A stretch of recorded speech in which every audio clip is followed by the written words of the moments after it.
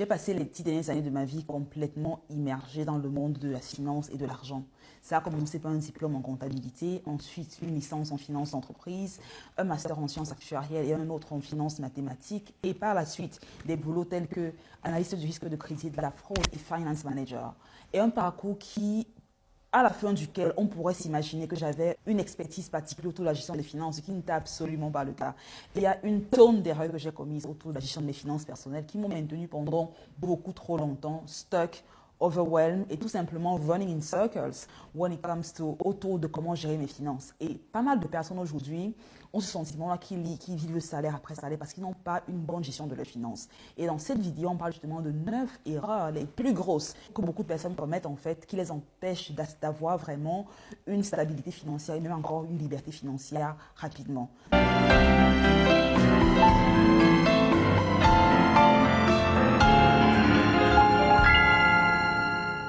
Il m'a fallu pas mal de temps pour apprendre de ces erreurs, penser ces blessures et tout simplement apprendre à mieux gérer mes finances, à avoir une meilleure relation avec mon argent.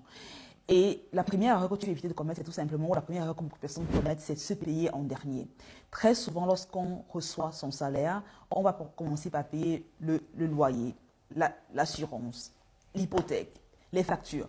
On ne pense très souvent pas à se payer soi-même. Et c'est un concept qui a été mis en exergue dans le livre The Richest Man of Babylon, et dans lequel il parle justement du fait que rien que se payer par exemple un pourcentage du salaire qu'on reçoit dès qu'on reçoit le salaire permet non seulement qu'on continue à travailler avec plus d'abnégation, mais aussi qu'on crée ici une épargne sur le long terme sans forcément avoir à se forcer. Et je sais que très souvent on se dit, ok, épargner 10% à la fin du mois, c'est énorme, j'ai du mal à joindre les deux bouts présentement, comment est-ce que je vais y arriver? Mais c'est en fait psychologique, parce que si tu y penses bien, si demain tu apprends qu'il y a une taxe que tu dois payer, ou tu as une amende que tu dois payer qui représente 10% de ton salaire, tu vas trouver les fonds, tu vas trouver les ressources pour payer l'amende en question. Mais très souvent, on a du mal à penser à la version future qu'on sera. On se dit, mais écoute, moi dans le futur, écoute, on vit tellement dans le présent très souvent qu'on a du mal à penser au futur. Et donc, c'est la raison pour laquelle pas mal de personnes vivent salaire après salaire, où elles n'ont pratiquement pas d'économie qu'elles génèrent, parce qu'elles se disent, ok, ce sera mieux le mois prochain, ce sera mieux l'année prochaine, et les choses restent pareilles. Et ce que tu veux faire, c'est te dire que je me discipline à prendre 10% de mon salaire automatiquement quand le salaire arrive et je le mets dans un compte d'épargne. La beauté, quand tu automatises le truc, c'est que ton cerveau, en fait, se restructure et s'habitue à dépenser uniquement 90% du salaire que tu gagnes déjà. Et ce que j'aime faire, c'est j'ai un transfert automatique une fois que le salaire arrive dans mon compte.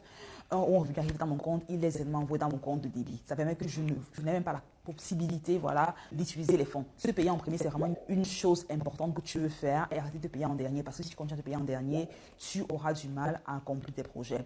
Et très souvent, il y en a qui vont se dire, mais écoute, je me suis acheté une chaussure, j'ai acheté un truc à ma femme, j'ai acheté un truc à mon enfant. Là, tu es en train de payer le magasin, tu es en train de payer la boutique, tu es en train de payer le site en ligne. Ce n'est pas toi que tu payes. Même si tu te fais plaisir présentement, sache que tu n'es pas en train de te payer, tu es en train de payer quelqu'un d'autre que toi. La seule façon à laquelle tu te payes en premier, c'est en investissant dans la version future de ta personne, en mettant cet argent de côté. Ça, c'est la première chose.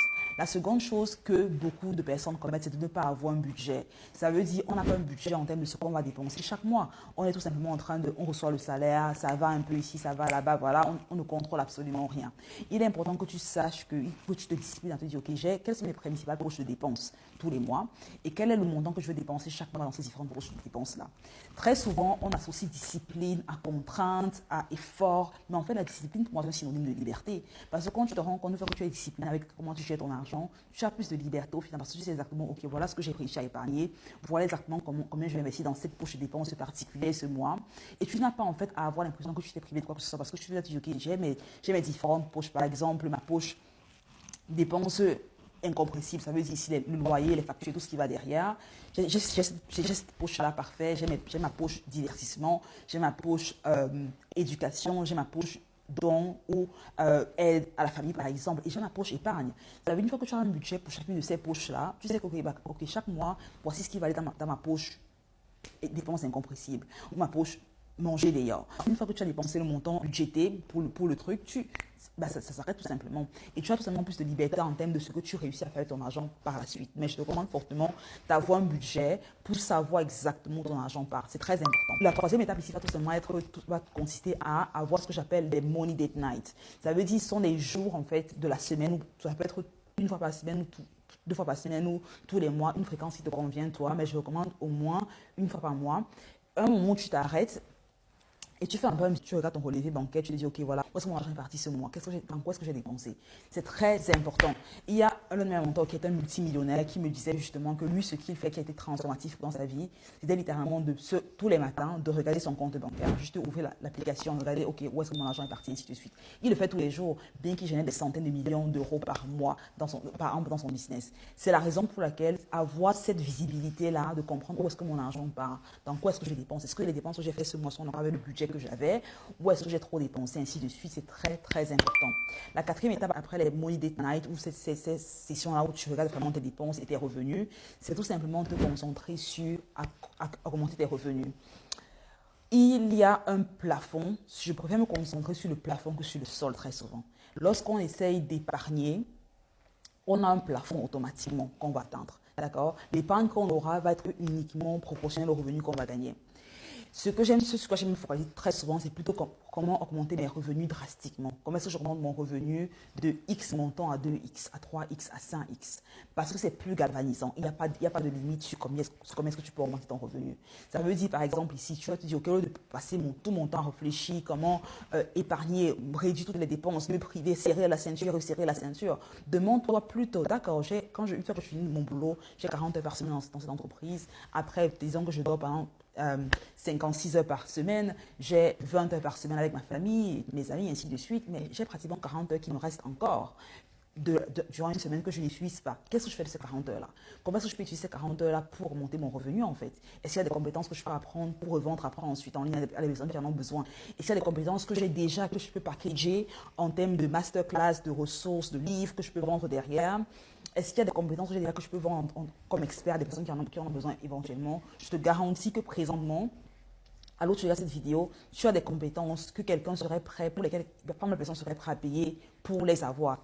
Il est juste ta responsabilité de te dire, ok, de t'en rendre compte premièrement, et de te dire, ok, je vais faire ce qui est nécessaire pour que ces compétences soient mises en avant et que j'ai en face de moi des personnes qui sont prêtes à payer pour les avoir également. Mais tu les as déjà présentement, elles sont en toi et c'est ta responsabilité justement de les utiliser. Et la prochaine erreur que beaucoup de personnes commettent qui les empêche justement d'avoir des finances saines, c'est tout simplement dépenser de façon agressive et sans avoir une limite en termes de comment on dépense et sur quoi on dépense. Beaucoup de personnes aujourd'hui, surtout avec les cartes de crédit qui ont une facilité d'accès, vont se retrouver dessus la carte de crédit pour acheter tout et n'importe quoi. On va acheter un aspirateur avec une carte de crédit, on va acheter un meuble avec une carte de crédit, littéralement tout est pris avec la carte de crédit. Ou même des cadeaux avec des cartes de crédit, ce qui est absolument aberrant. Une belle règle qui m'a aidé énormément, c'est de me dire si je ne peux pas acheter ce produit avec du comptant, je ne l'achète absolument pas. À moins que ce ne soit un investissement qui va me rapporter un cash flow derrière. Ça veut dire, si je prends un outil, un élément que je vais utiliser pour générer un revenu derrière, alors c'est un investissement, ce n'est pas une dépense. Et dans le livre Père riche, Père pauvre, Robert Kiyosaki parle justement de la différence entre des actifs et des passifs. Les actifs sont les choses pour lesquelles on dépense, qui vont nous rapporter ici un revenu derrière. C'est un investissement qu'on fait. Tandis que des passifs sont les choses sur lesquelles on dépense, mais qui peuvent nous amener à dépenser encore plus dans le futur, qui ne nous apportent pas du tout de cash flow derrière. Un exemple simple, c'est quelqu'un par exemple qui va prendre une maison dans laquelle il va vivre, une maison pour l'habitation, alors c'est un passif. Tandis que si la même personne prend une maison dans le but de louer par exemple, alors ça devient un actif. Pareil par exemple pour un véhicule, si quelqu'un prend un véhicule tout simplement pour se balader et ainsi de suite, alors c'est un passif. Si par exemple quelqu'un prend un véhicule parce qu'il sait qu'il travaille, il a besoin du véhicule pour aller au boulot et rapporter une source de revenus, alors à ce moment-là le véhicule c'est un actif parce que ça génère des revenus, ça permet justement de générer ces revenus là plus facilement. Donc ici beaucoup de personnes ont tendance à confondre les deux et surtout en train d'utiliser les cartes de crédit ou de vivre dans les dettes à gauche et à droite pour se faire plaisir. On met tellement de poids à la gratification instantanée, on veut tout de suite, on n'a pas forcément la patience à attendre. Et donc délayer la gratification en tout simplement se demandant, ok d'accord, j'ai besoin de ce truc présentement, est-ce que c'est un actif ou un passif? Est-ce qu'il y a vraiment une urgence derrière? Est-ce que ça vaut vraiment la peine que je prenne une carte de crédit, que je prenne un crédit pour l'avoir? Et très souvent la réponse est non. Et encore plus qu'aujourd'hui, une étude a montré que la plupart du temps, les gens reçoivent une satisfaction plus importante lorsqu'ils ont une expérience et pas lorsqu'ils ont un produit ou un truc physique. Ça veut dire, si vous achetez un truc, très souvent, c'est mieux de dire qu'il faut une expérience, parce qu'au moins, l'expérience, on va s'en souvenir. Tandis que si on passe le temps à acheter des produits, des habits, des vêtements, des sacs, une fois qu'on l'a porté une ou deux fois, forcément, l'excitation autour du produit diminue et s'amoindrit. Donc, encore une fois ici, gérer ses dépenses de façon smart et de ne pas tomber proie des cartes de crédit parce qu'il y a beaucoup de personnes qui se retrouvent endettées jusqu'au cou sans savoir exactement ce dans quoi elles ont dépensé parce qu'elles se sont laissées aller à utiliser les cartes de crédit à tort et à travers. Si tu dépends d'une seule source de revenus, tu auras du mal à pouvoir dégager une épargne importante sur le temps et tu auras du mal tout simplement à réaliser tes projets de façon rapide, à moins que tu ne prennes 2 ou 3 boulots. Et c'est la raison pour laquelle je recommande fortement d'avoir ce que j'appelle un side hustle. Un side hustle, c'est ce que tu vas faire en parallèle du boulot que tu as déjà présentement pour générer plus de revenus derrière. Très souvent, on a l'impression que augmenter son revenu veut forcément dire prendre un autre boulot, travailler plus dur boulot qu'on a déjà. Mais la vérité, c'est que si tu veux vraiment augmenter ton revenu de façon drastique, avoir un side hustle, avoir une activité complémentaire que tu lances, c'est la façon la plus sûre parce que ça dépend uniquement de toi. Si tu attends de voir, non seulement ça dépend de toi, mais également tu n'as pas besoin de travail, de sortir de la maison, de passer des heures dans les bouchons, de t'éloigner des enfants pour le faire. Et c'est beaucoup plus intéressant de cette façon-là. La deuxième erreur que beaucoup de personnes commettent, c'est se limiter à avoir une seule source de revenus. Ça veut dire ici quoi? Ça veut dire on a son boulot qui nous paye tous les mois là, ce salaire-là qu'on reçoit. On va se dire ok bon, c'est assez pour ma famille et moi, je vais me contenter de ça. Le problème c'est quand tu te contentes de ton salaire uniquement et que c'est ta seule source de revenus, tu auras du mal à être indépendant financièrement. Tu auras du mal à avoir une stabilité, une liberté financière. Pourquoi? Parce que ton salaire non seulement il est la plupart du temps très fixe pendant au moins 1-2 ans, à moins que tu ne changes de boîte, tu ne peux pas changer de boîte tous les ans non plus pour avoir une certaine stabilité. Et donc ton salaire, très souvent, il est fixe. Tandis qu'avec l'inflation, le coût de vie, tout est en train d'augmenter. Et donc, ta capacité à épargner va s'amoindrir au fur et à mesure que le temps va passer. Et donc, deuxième erreur, c'est de ne pas trouver des stratégies pour réduire ces taxes. Les taxes au final, c'est l'une des dépenses les plus importantes qu'on paiera au cours de sa vie. Et donc, avoir une stratégie concrète pour réduire ces taxes, c'est super important parce que quand on se rend compte qu'on a littéralement 40%, 50%, 45% du revenu qu'on gagne qui va automatiquement au gouvernement, à l'État, ça fait mal.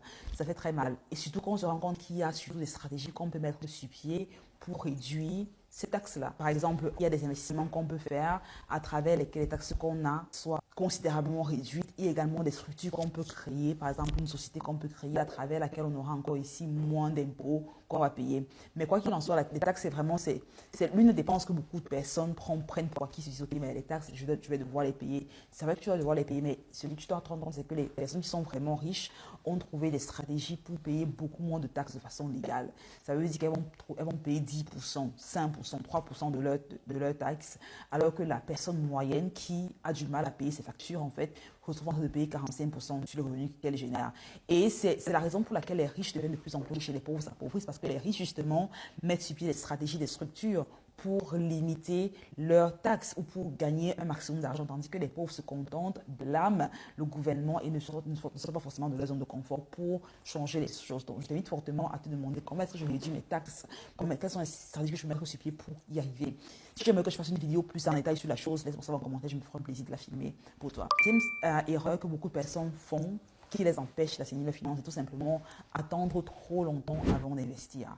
La vérité, c'est qu'avec l'inflation qui est rampante aujourd'hui, il n'y a pas de raison que tu aies ton argent gardé en compte en banque.